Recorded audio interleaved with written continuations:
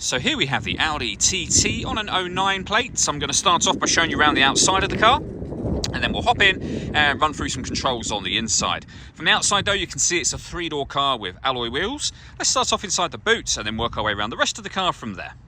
As we approach the back of the car, you can see we have reversing sensors, plenty of boot space as well, along with that 50-50 split folding rear seat should you wish to increase this space even further. Okay, so we're just going to work our way back round to the front of the car, and then we'll hop in and run through some controls on the inside. But now that we've done a full circle of it, you can see it's in excellent condition the whole way round. Just briefly before we climb in, I think it's well worth seeing the interior from this exterior point of view. There's plenty to run through on the dashboard, so let's hop in and we'll do that now.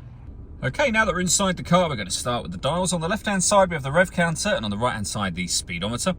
Within the speedometer, you can see the total miles of the car. They are 49,068. And then in the centre at the top, we have the coolant temperature gauge and fuel gauge.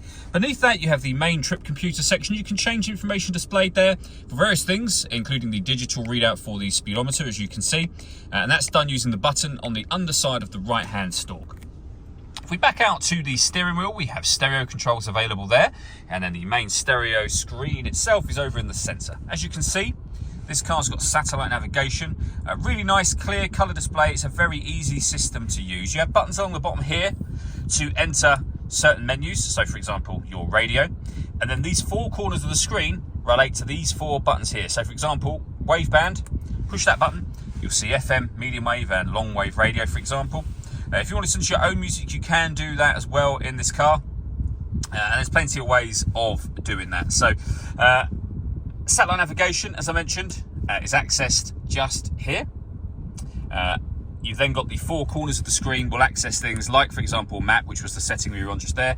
You can enter your own route in. You can go to your memory if there's routes already in there, for example. That button there, incidentally, is where you access your own music, and you can see a list of the ways in which you can listen to music being displayed on there now. With the main volume for the stereo just here. Beneath that, we have the air conditioning for the car. So you can determine the temperature. You can decide where you'd like the air to be distributed once it enters the car, and the fan speed itself just here. When you're happy with those settings, your air conditioning is on at the minute, so that's off. Back on again. You can hit auto, and then the climate control will kick in. The car will now maintain that temperature by taking control of the fan speed and direction of the air. Any manual adjustment will override that straight away again, as you can see. You can recirculate the air that's in the car. That's a great way of heating it up or cooling it down quickly depending on the temperature you've set just here. And we've got a heated driver's seat with 3 heat settings, and the same over here for the passenger side. We then have a 6-speed manual gearbox for the car. We can turn off the electronic stability program, the hazard warning lights, and you can open and close the rear spoiler from here as well. All that leaves me to say is thank you for taking the time to watch this video. If you'd like to come and see the car in person and have a test drive, please feel free to give us a call here at Glenbourne's. We'd love to hear from you soon.